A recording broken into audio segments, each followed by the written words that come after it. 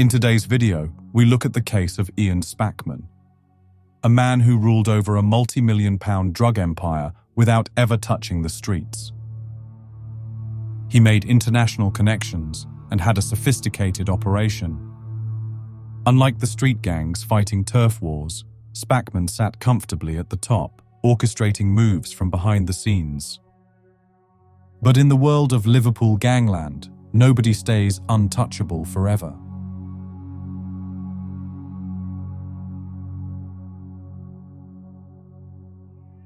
Ian Spackman was a name whispered in the corridors of Liverpool's underworld.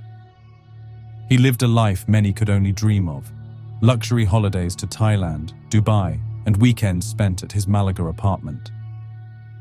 His BMW X5 gleamed on the driveway of his McCall mansion, where behind closed doors he controlled a drug empire spanning the north of England and the Isle of Man. Spackman once described how £80,000 in 2 weeks was just ticking over. His network moved hundreds of kilos of cannabis from Spain, hidden in vans packed with toilets and cat litter, and distributed cocaine across northern England. He operated through encrypted phones and fake companies, ensuring his hands stayed clean. Aware that he could be being watched, he was known to regularly challenge strangers who he thought may be undercover police. He rubbed shoulders with other notable gangs, including the Fernhill Gang, an operation linked to drug dealing and violence on the streets of South Sefton.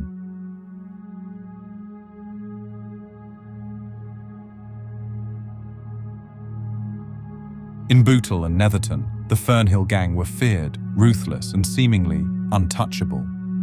Their story is woven into the fabric of Liverpool's underworld, linked with drug dealing and violence. But their influence didn't stop at the street level.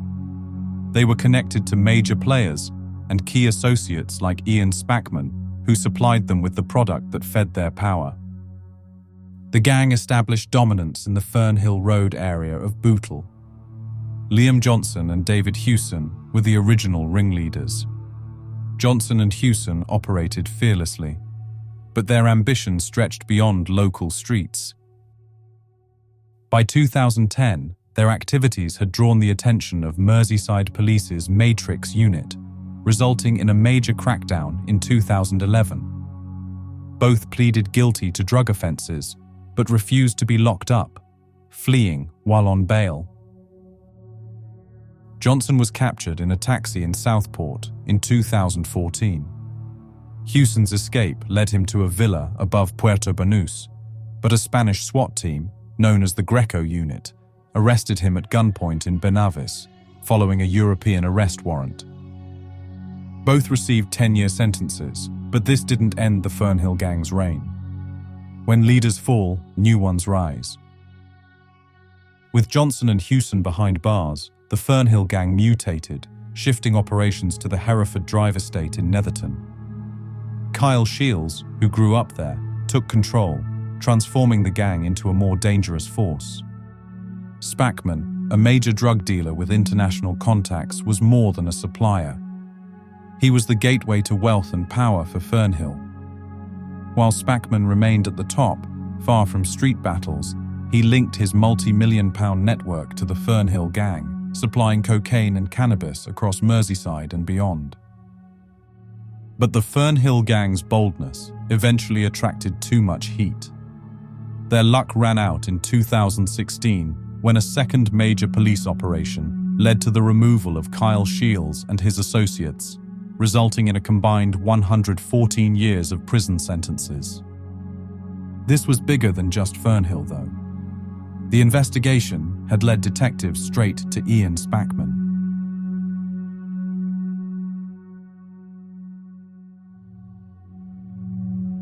Spackman's own gang was made up of 8 people. James Gannon was just below Spackman in the organization, but one of the main figures. He coordinated and conducted business on an almost constant basis. Gannon once spent £800 on accommodation during a weekend in Paris and rented an apartment in Malaga with Spackman. He traveled to Barcelona with Spackman to make preparations for a cannabis plot, and was said to have played a key role in the Isle of Man smuggling. Tom Collins was the third member of the gang's top brass. He enjoyed holidays to New York and even flew to Qatar on Christmas Eve one year. He ordered a hydraulic press through eBay to help with the gang's cocaine operation. Mark Campbell operated in Liverpool and also enjoyed lots of luxury trips abroad, including 2 trips to the Dominican Republic. Wayne Franklin was another man who could afford to spend Christmas abroad. The 34-year-old of Buxted Road in Kirby was found with £80,000 in cash in a carrier bag when he was stopped while driving a van on Lees Road in Kirby in April 2016. Peter Mulvaney, known as the Kid from Thornton, set up and managed a fake company used in the smuggling operations. Paul Hornby was part of the trusted inner circle in Liverpool. He was involved in a plot to smuggle 15 kilograms of cannabis into the Isle of Man. He was also involved in managing supplies in Liverpool and stocking up the UK drugs couriers. John Carey was the courier for Blackpool, recorded making 84 trips to and from there over a short period. Sometimes he would make the journey twice a day, and even headed there on Christmas Eve and Boxing Day. And finally, Gary Unsworth, who was involved in the cocaine side of things. He was a key link from Liverpool to the gang's contacts in Cumbria and Teesside. Together, they were the foundation of an empire. Each man played his role.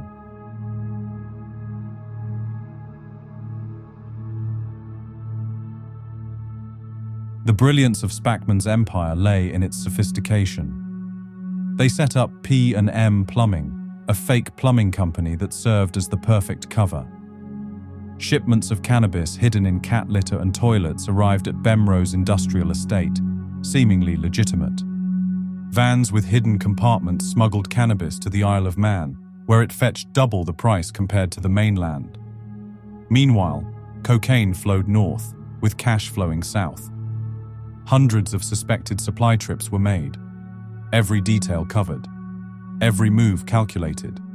But what they didn't know was that Merseyside police had Spackman's operation under surveillance for months. Every luxury holiday, every flashy purchase, and every van trip was logged and tracked. The operation stayed a step ahead, using anti-surveillance tactics, but the police were patient. They monitored hundreds of supply trips, the cocaine moving north and the cash flooding back. The police waited for the perfect moment, and it came sooner than anyone thought.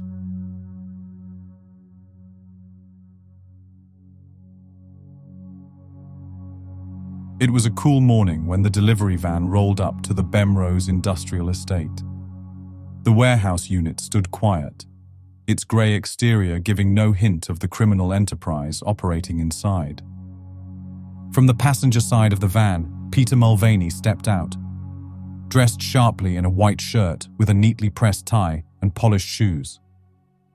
To any observer, he looked like a respectable business owner, the director of P&M Plumbing, signing for a routine shipment.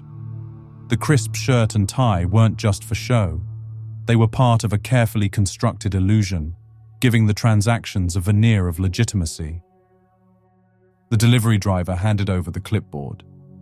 Mulvaney signed with a steady hand, nodding casually, as if this were just another day running a successful plumbing company.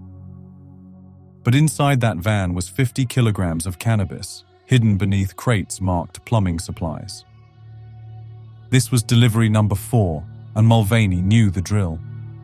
3 successful runs had already brought in product, cannabis destined for the Isle of Man, where prices doubled. The plan was seamless, drugs concealed in special compartments built into the floor of vans. The goods were smuggled across the Irish Sea, far from the eyes of customs officials. There were big profits waiting on the island's streets. But today, something was different. As Mulvaney signed for the delivery, a subtle movement in the shadows caught his eye. Police officers in tactical gear emerged. Merseyside police had been watching all along. The trap had been set, and Mulvaney had walked right into it. The moment the clipboard left his hand, police moved in. Police, show me your hand! Back off! Back off! Back off! 50 kilograms of cannabis, intended for the Isle of Man, was seized before it could even leave the unit. The fourth delivery would be the gang's last from this location. Vans specially modified with secret compartments had already made runs. Cannabis hidden beneath their floors, driving straight onto ferries, providing easy money for minimal risk. But this delivery never reached the ferry. The careful charade of P&M plumbing was shattered. The illusion of respectability had worked until the police made their move. And so, the Bemrose Industrial Estate Unit, once the center of a seamless smuggling network, stood empty. The gang's ambition to flood the Isle of Man market with cannabis had crumbled with a single signature.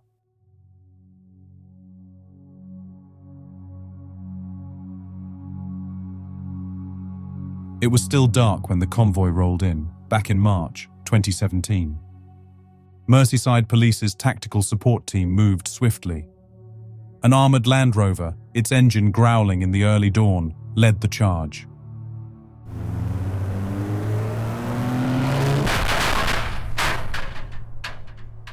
One of the gang's main players, Mark Campbell, was awoken by the armored vehicle that had smashed through the iron gates of his heavily fortified, high-wall compound. He immediately knew something was wrong, fumbling for the controls to check his outside cameras. It became apparent that this wasn't a rival.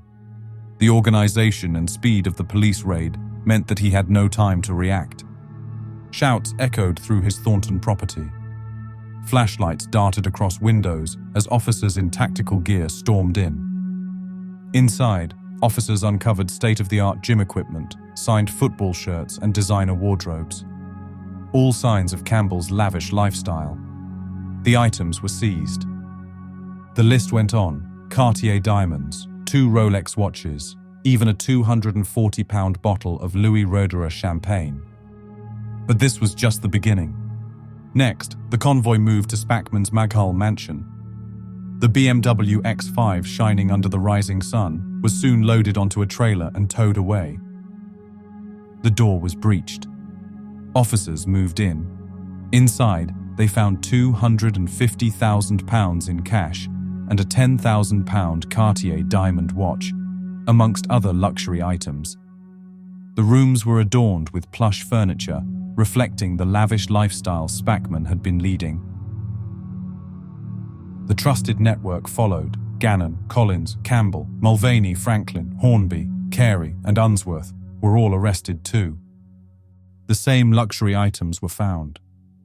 At Paul Hornby's house, they took another Rolex and at least 5 boxes of footwear from Lanvin, the website where the cheapest pair of trainers cost £300.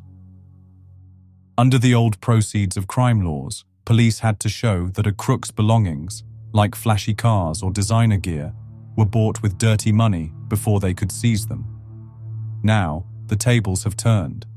It's on the criminals to prove their luxury cars, and Rolexes were funded legit. When Merseyside police stormed the homes of Ian Spackman, Mark Campbell, and their crew, they wielded this new power for the first time, flipping the script on the gang's lavish lifestyle.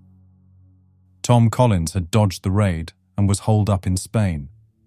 He was eventually extradited to face trial with the rest of the gang.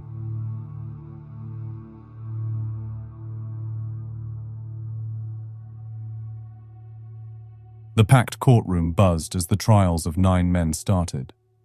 After a short period, all the men were found guilty.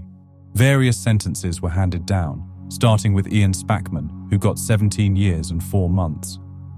James Gannon received 22 years. Tom Collins was handed a 16-year sentence. Mark Campbell got 14 years. Wayne Franklin got 9 years. Peter Mulvaney received 19 years. Paul Hornby got 13 years and 4 months. John Carey was sentenced to 11 years and 4 months. And Gary Unsworth got 7 years and 6 months.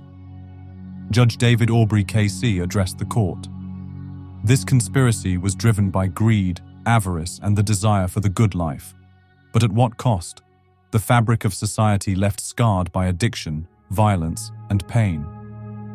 Detective Chief Inspector Steve Reardon added, "Spackman and his crew lived the lives most dream of, but it was short-lived. Crime doesn't pay."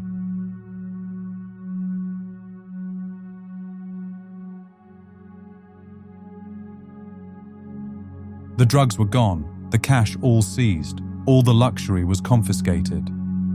While police cannot take back the memories of those luxury getaways, they have now left the 9 main players in the gang with little to return to when they are eventually released from prison.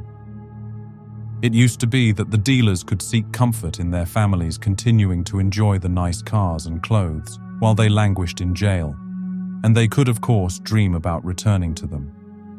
But in today's world, they are left with nothing but the memories and time to think of how they once had it all.